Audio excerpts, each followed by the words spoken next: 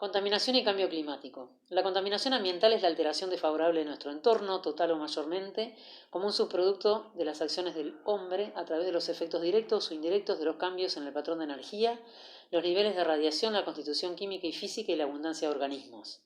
La disminución de la calidad ambiental como consecuencia de la contaminación se evidencia por la pérdida de vegetación, diversidad biológica, cantidades excesivas de productos químicos nocivos en la atmósfera y en los granos alimenticios, y los crecientes riesgos de accidentes ambientales y amenazas a los sistemas de soporte vital. El Sol produce energía gracias a una reacción nuclear que tiene. Parte de esa energía se dispersa y parte llega a la Tierra. El Sol emite lo que se llama una banda de energía que es conocida con el nombre de espectro electromagnético. A nosotros nos interesa la energía infrarroja, la visible y la ultravioleta. La infrarroja está relacionada con el calor, la visible con la luz y la ultravioleta tiene que ver con la salud humana. Si nosotros hacemos un corte desde la Tierra al Sol, de las capas de la atmósfera, vemos la troposfera, la estratosfera, la mesósfera y la termósfera.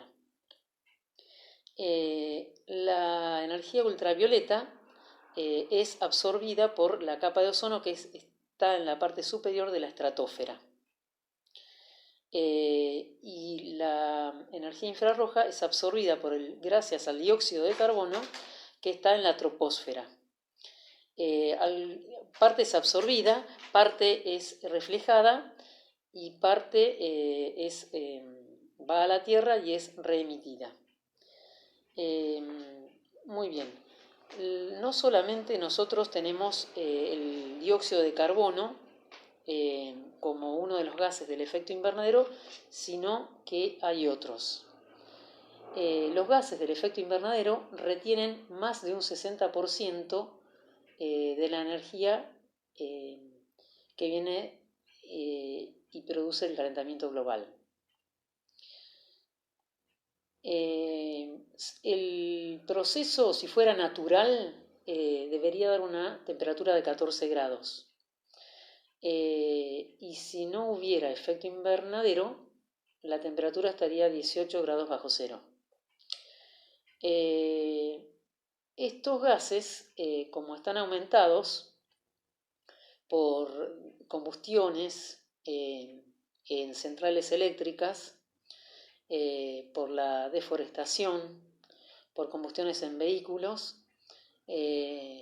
aumentan el efecto invernadero y se produce el calentamiento global.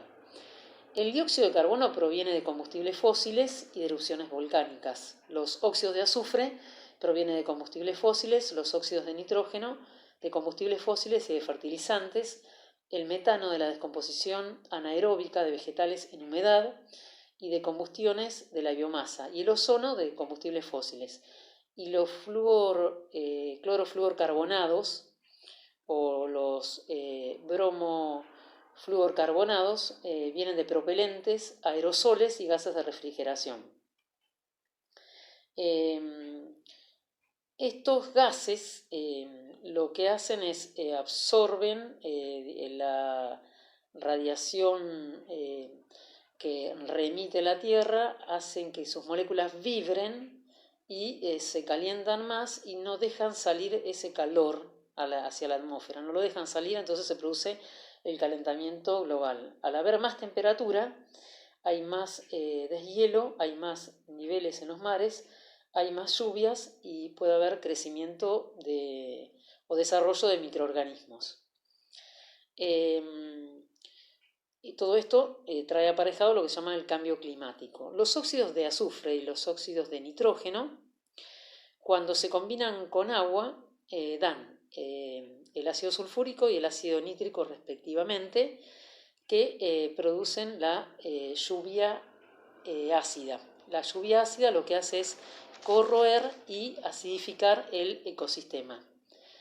Para que ocurra la precipitación se deben cumplir varias condiciones. Una masa de aire húmedo debe enfriarse a la temperatura del punto de rocío, deben estar presentes núcleos de condensación o congelación, las gotas deben unirse para formar gotas de lluvia, las gotas de lluvia deben tener un tamaño suficiente cuando salen de las nubes para garantizar que no se evaporarán por completo antes de llegar al suelo.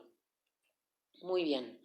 Entonces, esto que es la lluvia ácida es un gran daño que se le produce al ecosistema. El otro gas importante que produce muchísimo daño es el dióxido de carbono.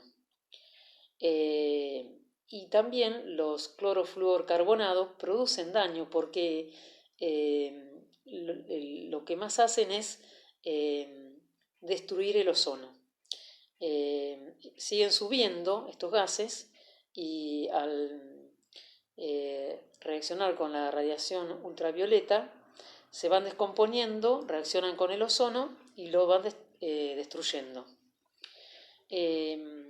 No todos los gases digamos, que constituyen el aumento del efecto invernadero lo hacen de la misma manera.